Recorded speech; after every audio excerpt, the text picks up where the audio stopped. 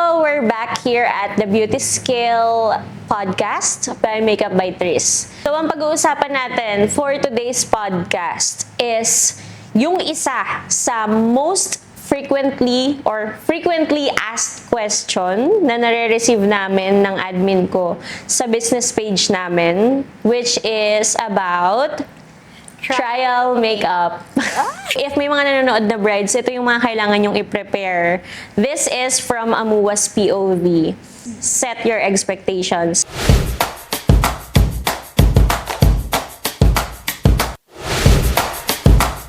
Yun, Miss Tris. So, syempre, meron tayong mga brides na lagi nagtatanong sa page natin about trial makeup.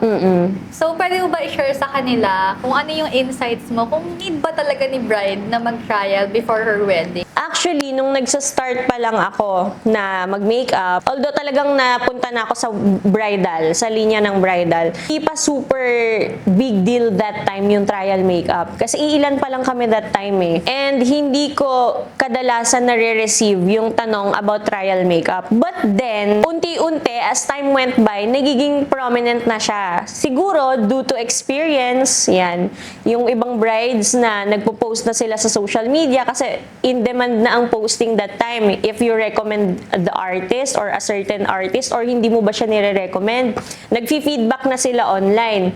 So, as time went by, nakaka-receive na ako ng mga tanong about trial makeup, nag-offer ba ako, kasama na ba siya sa wedding package. Hindi pa siya ganun kauso or hindi pa ganun kasikat ang trial makeup. I really refuse to offer trial makeup na already. Instead, ang offer ko sa kanila is, pwede nyo po kaming i-book for your engagement shoot or your prenup shoot. I-book na lang nila ako kasi well, at least may make-upan ko sila ng prenup, 3 looks, ma-experience nila to wear my makeup the entire day of their shoot. So, mapapatunayan nila if hulas-free ba talaga, ano yung pakiramdam na ganito yung wedding look ko. So, yun yung goal ko.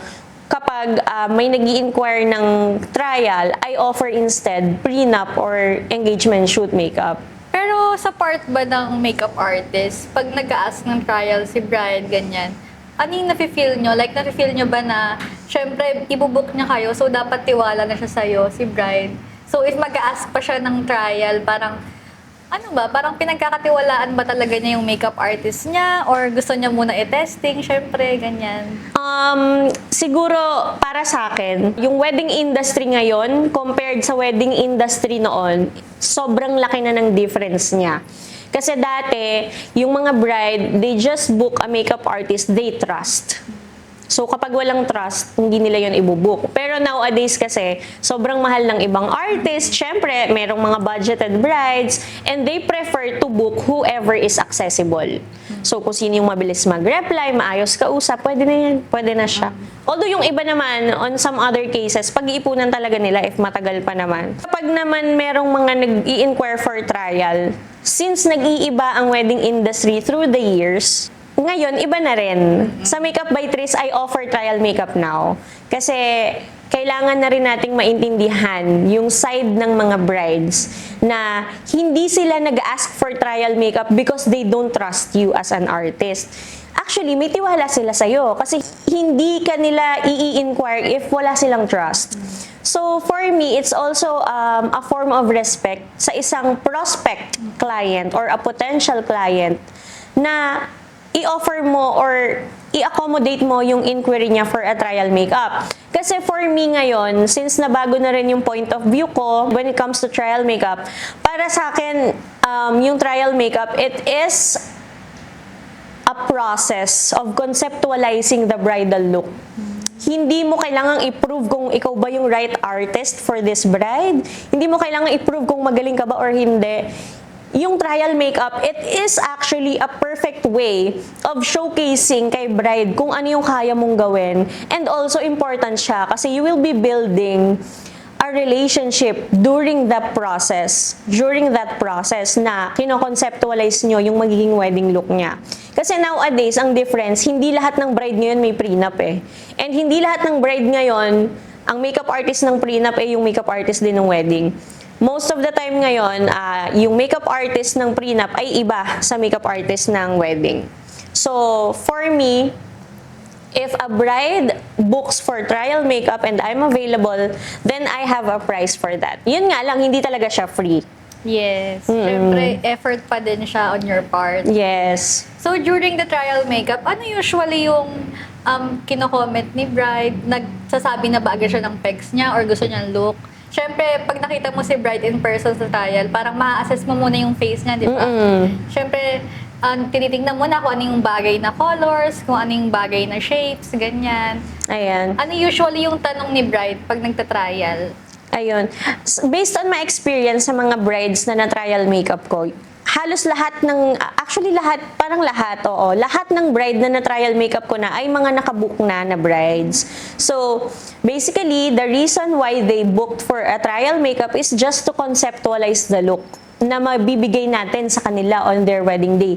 Not to try whether you or not yung magiging makeup artist nila on their big day. So, I appreciate that. Kasi beforehand, sinasabi na nila yon na magbubook na ako, mistress, but I want to book as well a trial makeup with you.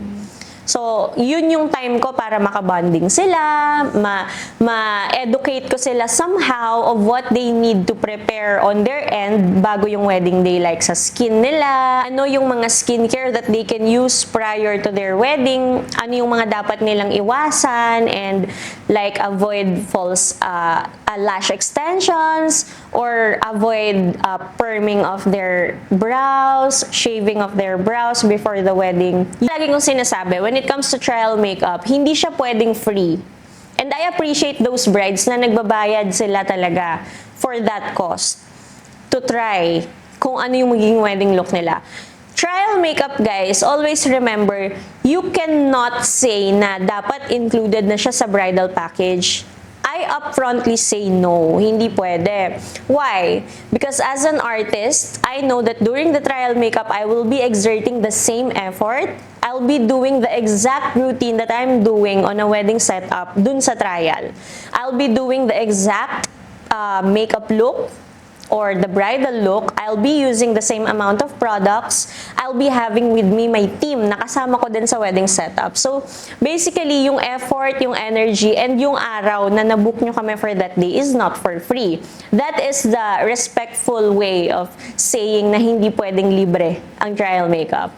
Ayun. Kumbaga sa mga brides, it's part of the preparation ng whole wedding. Yes. Hindi siya yung kumbaga, isisingit mo lang siya sa package. Yes. Kasama siya sa...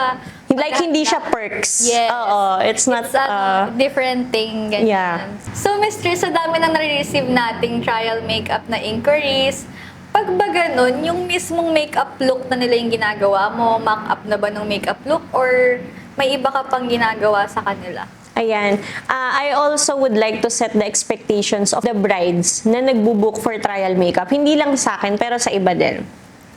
Yung trial makeup po, take it as if you are just testing your artist kung paano siya mag-makeup. Hindi kung ano yung gagawin niya sa'yo on the day. So ako, ang ginagawa ko kapag nagta-trial kami, tinitake time kong i-explain kay bride, ma'am, yung skin mo, ganito siya. So ang gagamitin natin is itong product na to. Kasi ang mangyayari, if not, ganito yung mangyayari, ganyan. Hindi magiging maganda yung outcome. So, yung trial makeup, i-enjoy nyo yan bilang bride na, oh my God, eto na yon. Ang saya. Mamimit ko na yung makeup artist ko. Eto yung mga gagawin niya sa akin. Excited ako. Huwag tayong ma-pressure as a bride na maganda kaya yung gagawin niya sa akin. Kasi yung energy po ng mismong araw ng wedding ay iba sa araw ng trial makeup. Hindi siya pareho. Meron nga tayong tinatawag, di ba, na the bridal glow. Ooh. So, yung energy ng face mo as a bride, lalabas lang po yan sa araw ng wedding. May ganon, may ganon. May ganon. pala. May ganong mga prediction. Tapos, isa pa, kapag trial makeup, bakit hindi yung mismong bridal look yung gagawin? Hindi naman siguro dahil sa hindi na kayo masa-surprise or hindi na kayo ma-amaze on the day. Yung trial makeup po kasi is to try as well. If doubtful ka as a bride kung ano yung mga bagay sa'yo, i-check nyo yung colors na bagay sa'yo. So basically, yung araw ng trial, it is a day of conceptualization. Kung ano ang magiging color palette mo on that day, ano ang vibe ng makeup mo, bagay ka ba sa Korean makeup or Thai makeup, bagay ka ba sa soft glam or mas bagay ka sa no makeup look. Paano naman, mistress, yung mga hindi nagta-trial makeup. Parang on the day na sila. Sa on the day na kami nagkikita. So for me, hindi ko talaga totally ini-encourage yung trial makeup kasi I am confident with my skills.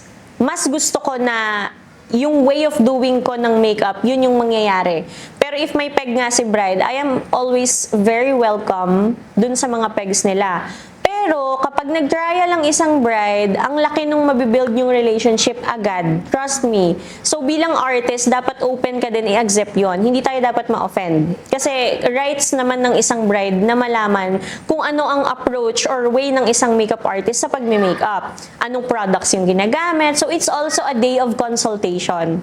So para naman dun sa mga bride na binubuk na lang agad ako for their wedding, wala nang trial, syempre, happy ako. Napaflatter ako kasi alam ko ganun kalaki yung tiwala nila. So, whenever may questions naman sila online, mabilis naman yan. Sasagutin namin. Mabilis? Sorry, minsan nga pala late po kami mag-reply kasi sobrang busy. Sobrang dami din. Oo, sobrang daming nire-reply. Again, she's my admin-ish. Ayan, Yes. siya po So, yung nagre-reply. Regarding po sa trial makeup, gaano katagal or ilang months before the wedding bago dapat sila mag-try ng trial if gusto nila? Siguro kapag ready na sila decided na sila sa official na magiging hair color nila for that day. Kasi pwedeng nagpa-makeup sila sa akin for the trial ng nakabalayage, pero on the day ng wedding, plan pala nila mag-black.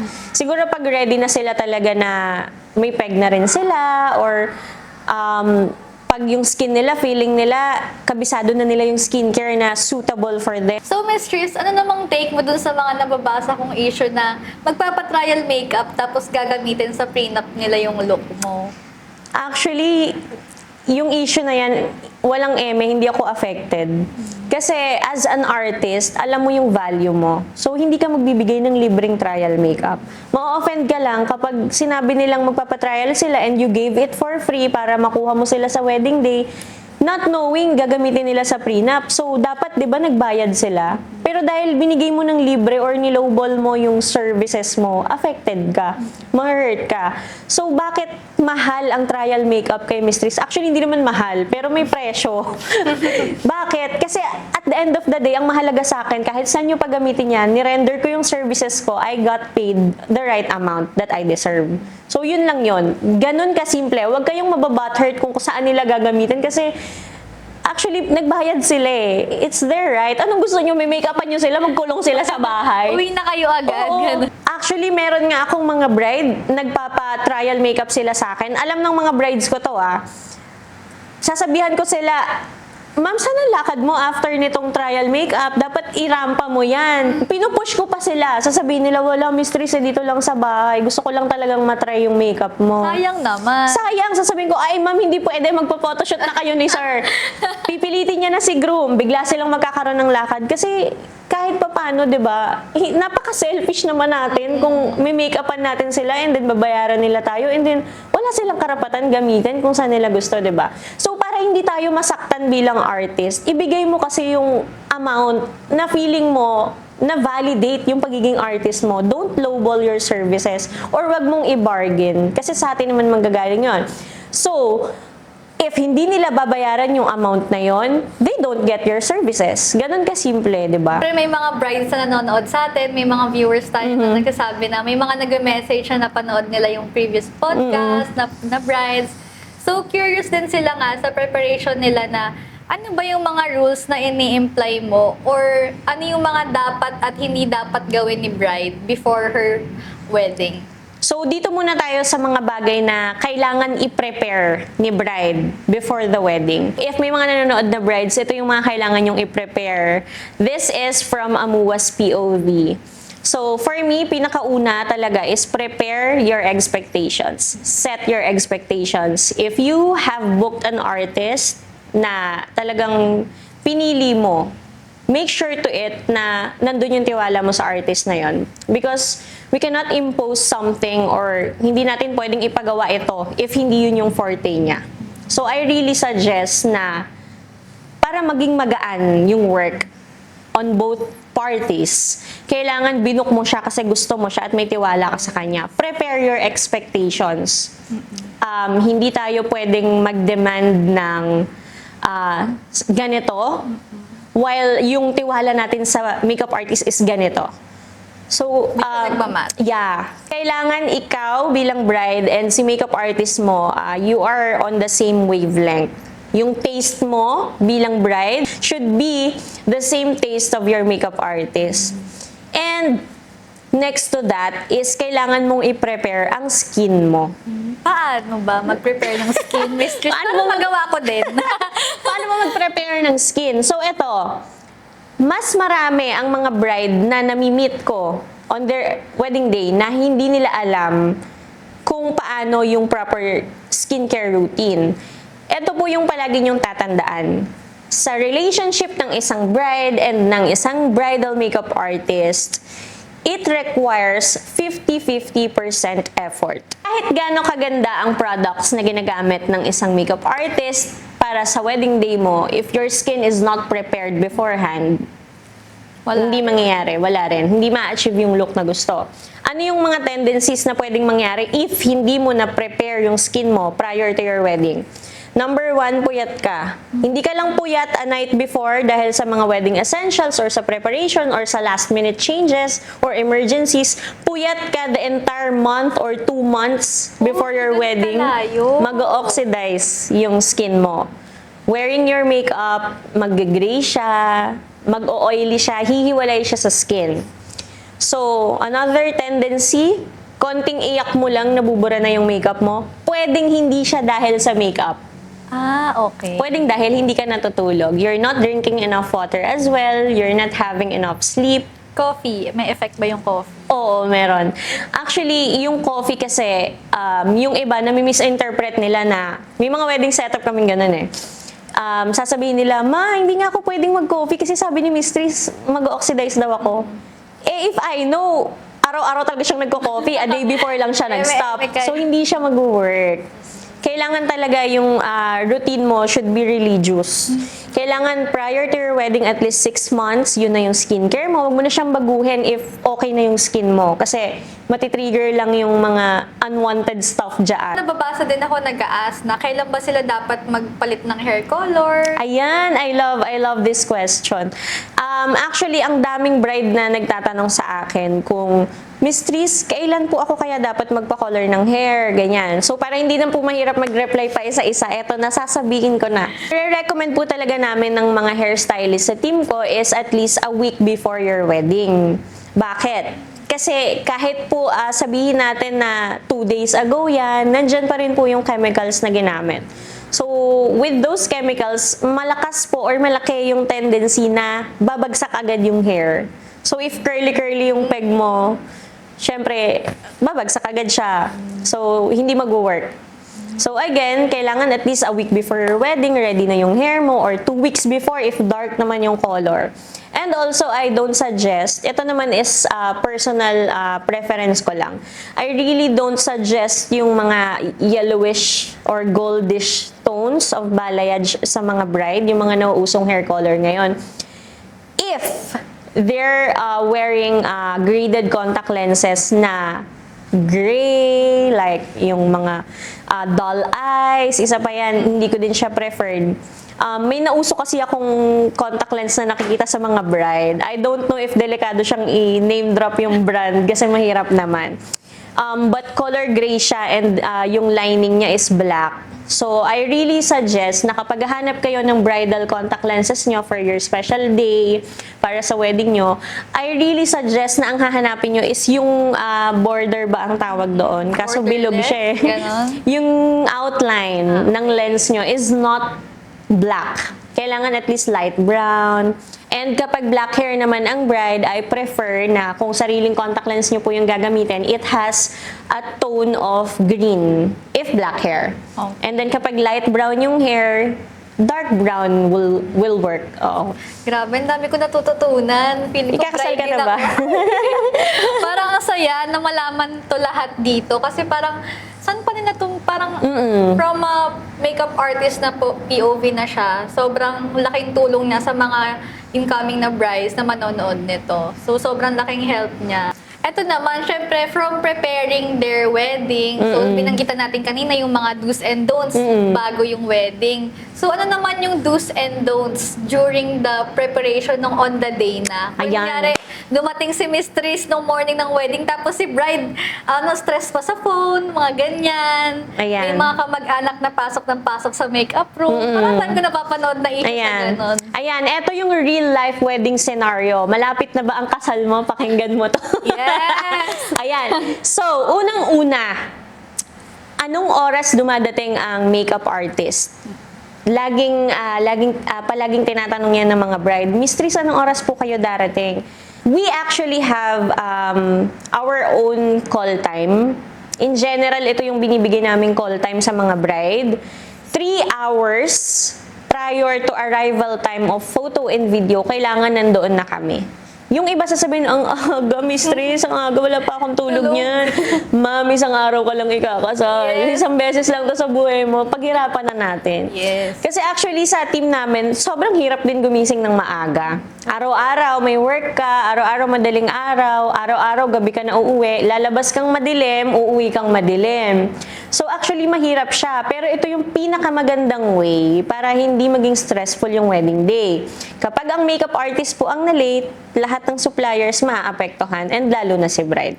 So, pagdating ng makeup artist, 3 hours prior to arrival time of photo and video, ang mangyayari po niyan, magse-set up kami. 30 minutes to 45 minutes, kasama na doon yung time na nagbe-breakfast si bride habang nagse-set up yung team sa loob ng 30 to 45 minutes. So, after those 45 minutes, kailangan nandun na si bride sa makeup station. Mas preferred ko na hindi hawak ni bride ang cellphone niya. Bakit? Kasi mas nagtatagal po yung makeup session. Habang nagsa-cellphone si bride, maraming nagte-text sa kanya ng medyo nai-stress na siya, nai-stress siya dun sa mga messages, and may mga nakikita siyang mga negative posts na pwedeng maka-apekto sa emotions niya, wherein dapat during that time, nagpa-pamper na lang siya, nagre-relax. So, during your wedding day, as a bride, kailangan mong iwasan yung mga bagay na alam mong makakasira ng araw mo. Basically, na makakasira ng araw mo. Isa na rin po doon yung pinaiiwasan kong madalas sa mga bride. Pinaiiwasan ko po na may mga kasama silang iba sa makeup room nila or sa bridal room, sa bridal suite. Kahit relative ba yan, mother, father, siblings, maid of honor, bridesmaids, kasi maingay. May mga na-experience na ba kayo na ganon? Marami. Hindi ako naiinis or hindi kami naiinis na maingay ha. Yung ingay na yon, I mean by that, maraming naririnig na opinion si bride, maraming nagsa-side comment na parang mas bagay sa'yo yung ganito. Eh, ang saya-saya na ni bride, buo na eh. Okay na yung look niya, happy na siya. Happy siya sa naging outcome, yun yung request look niya. May na-experience akong ganyan na wedding. Sobrang happy ni bride sa look niya. And nung nakita pa lang niya ako nung umaga, nung dumating yung team ko, sobrang happy niya. Mistress, thank you po sa pag-accept niyo ng booking ko. Ganyan, super excited siya. And then, nung natapos yung makeup session, sobrang ganda ng makeup ko. Sabi niya, thank you so much, Mistress. And then, biglang pumasok yung mother niya, bakit ganyan yung makeup mo? Hindi ko gusto yan. May comments na ganon. Oo, umiyak yung bride. Nalungkot kami. Nasira yung makeup look niya, humulas yung makeup niya. Saka isang comment lang kasi maapektuhan na eh. Parang Oo. magtataka ka na, ay totoo ba? Iko-question mo yung sarili mo eh. Ganun yung nangyayari. So, para sa akin, as a bride, hindi naman masamang maging selfish sa loob lang ng isang araw. It's your most awaited special day. Prioritize yourself, your peace. Kailangan masaya ka sa mga decision mo, ikaw ang nasunod. Kasi araw mo yan eh, ikaw ang star sa araw na yan. So, yun yung isa sa kailangang iwasan on the day of the wedding, during your wedding day, yung marami kang kasama sa room. We really prefer na may moment si bride to be at peace, tahimik siya, makapag-internalize siya that entire morning. Sobrang important nun because yung emotion ni bride sa umaga will make or break the day. Yun yung mangyayari. Marami rin kasi nagtatanong, paano po yung pag-retouch nyo during the day? Parang unlimited retouch ba siya? Or pag need lang, ganyan, or after the ceremony? Ganyan. Ayan. So, when it comes to unlimited retouch issue, kasi sobrang dami kong nababasang ganito Yes, eh. totoo. And then, may magpo-post na bride na, bakit ganon? Di ba dapat unlimited retouch? Ganyan. May mga nagko-comment na, mga anonymous din, mga brides din siguro sila na depende yun sa contract, ganyan. Pero this is how it really works. Kapag wedding day and you booked for a 3-look package sa isang makeup artist, basically may retouches talaga yon. At kailan mangyayari yung retouches? Yung 3 major looks, yung una is the preparation look, yung para sa robe shoot ni bride. And then yung second look is yung naka-hair up siya, yung for the ceremony, wearing the gown. And then yung final look is before the couple enters the reception program. So in between those changes of looks, yun yung 3 major ha. Pero in between those 3 looks, syempre, merong time na papawisan si bride, kailangan magkusa naman si makeup artist na mag-retouch. Ayusan. Oo, bago ka pagbalik ni bride sa room, syempre, retouch mo konti, ganyan. Pero, bilang a bride, you should also set your expectation na hindi kayo pwedeng i-retouch sa labas habang nagpo-photoshoot. Bakit? Kasi yung brushes na yon, pag dumikit yun sa skin mo ng pawis ka, mas masisira yung makeup mo. Ah, that's why. Yes. Parang hindi pwede yung sa kada galaw, ay, retouch po. Yes, exactly. Hindi po pwede. Kailangan po kapag i-retouch si bride is napunasan na yung pawis niya sa tamang paraan. May tamang paraan po ng pagpupunas ng pawis. So, kailangan ibalik si bride sa room, mag-cool down muna si bride, walang pawis, walang oil.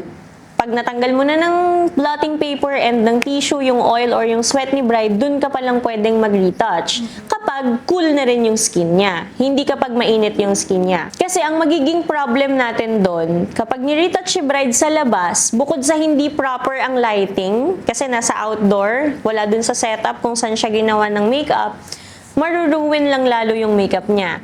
The contour might not be balanced anymore kapag ni-retouch. Yung blush pwedeng mapasobra kasi nandun yung blindness kapag nasa outdoor Kapag lighting ka. blush on. Oo. Pagpasok ni bride sa room, magugulat ka, boobs. 'Di ba? So, yun din yung madalas na ikinasasama ng loob ng mga makeup artists. Alam ko, hindi lang ako. Maraming instances na pinipilit yung makeup artist mag-retouch sa labas. Nagiging cakey siya. no? Yes, basically dun nasisira yung makeup. Hindi yun dahil mali yung ginawa ni makeup artist. It is because hindi tama yung paraan nung pag-retouch. Dahil pinilit nga na sa labas mag-retouch. That's very wrong. Kasi yung makeup is ginagawa yan with the right procedures. So, hindi pwedeng kung saan ka na lang abutan, dun mo na lang gagawin. So, Lalo sayang pa naman. Pag wedding, daming zoom in. Yes. And syempre, 'di ba, bilang makeup artist, maiinis ka talaga. Hindi dahil pinalabas ka, maiinis ka dahil nasira yung ginawa mo, dahil napuwersa ka na gawin yung bagay na hindi naman dapat. May napapanood ako, mistress, yung mga brides na naiiyak na sila habang nilalagyan ng contact lenses. Bakit kaya may mga ganun na hindi talaga siya makabit? Actually, marami akong brides na, actually kadalasan sa mga bride, first time nilang magko-contact lens sa araw ng wedding nila. Pero may disclaimer po ako ha, from Amua's POV. Yung contact lens po, hindi natin siya dapat ipinipilit. Actually, kahit naman sa ang wedding namin, may dala kami palagi, just to be ready. Kasi ako, sa tagal ko siyang ina-apply sa mga clients, kabisado ko na yung way ng pag-a-apply na hindi sila masasaktan. Pero, bakit may mga tendencies na may mga bride na namumula yung mata nila, nagluluha sila the whole day dahil daw sa contact lens, nagda-dry? It is because ipinipilit po natin. Kapag puyat po ang bride, I don't suggest na mag-contact lens. Mai-irritate po yung eyes. So, what happens is malakas yung or mataas yung tendency na ma-infect yung eyes ni bride. And then, syempre, may part din kami doon sa amin galing yung contact lens. Ayaw po namin na ma-involve sa ganun kasi, syempre, hindi naman biro kasi health nyo po yung nakasalalay doon. So, I really suggest, kapag araw po ng wedding, pilitin po natin na makatulog. Kasi ang laki po ng impact ng puyat sa araw ng wedding day. Ang daming negative na pwedeng mangyari. So, yung puyat, kaya po nating ayusin yung physical appearance ng puyat eh. Lagi ko nga sinasabi sa mga bride ko, akong bahalang magbalik ng tulog mong nawala. Pwede pala yun. Oo, pwede pala. yon. Pero ito lang po yung tatandaan nyo. Kapag nagko-contact lens tayo ng puyat and then mahapdi na sa eyes, tapos pinilit pa rin natin siya and confident ka as a bride na hindi, sige, mawawala din yan mamaya. Yung redness po ng eyes, hindi po siya basta nako-correct sa photos at sa videos. So, para hindi po ma-ruin yung photos and videos natin on the day, huwag po nating ipilit if alam po natin na medyo hindi na siya comfortable. So again, yun lang yung mga bagay na kailangan nating tandaan kung tayo ay ikakasal. Parang ready na ako. Ang dami mo nang alam. Yes. Ayan. Ang dami na niyang alam. So, yun lang po yung mga bagay na kailangan nating tandaan bilang bride and bilang makeup artist. Bigayan lang tayo. Ang isang successful na makeup look ng isang bride, it doesn't just come from one's effort.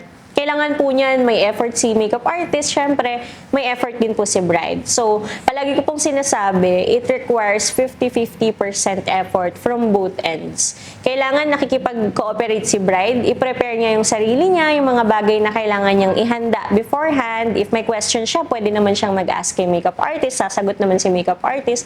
And si makeup artist, syempre, kailangan prepared din lahat ng mga gamit niya, yung skills niya, yung expectations niya din, dahil yun po yung challenge sa mga makeup artist. Lahat po ng wedding events namin ay magkakaiba from one another. Wala pong parehong wedding event. So, yung flow niyan, palaging iba-iba, iba't ibang tao, iba't ibang experiences, yun. So, at the end of the day, hindi po magiging successful ang isang makeup look sa isang tao lang po nang gagaling ang effort. And yun lang, sana marami po kayong natutunan sa ating second podcast na binigyang oras po namin ngayong araw. Sana marami kayong napulot at ready na kayo sa wedding day nyo. Ayan. So, see you soon ba sa wedding day nila? See you soon, my upcoming brides. I am so excited to meet all of you. If you have any questions, wag po kayong mag-hesitate mag-message sa mga makeup artists ninyo or sa mga nakabook sa amin, wag kayong mahiyang mag-message sa amin because my admin ish will always be very glad to assist. Yun lamang po. Magkita-kita tayo ulit sa next episode ng ating podcast. Thank Yay! you! Bye-bye!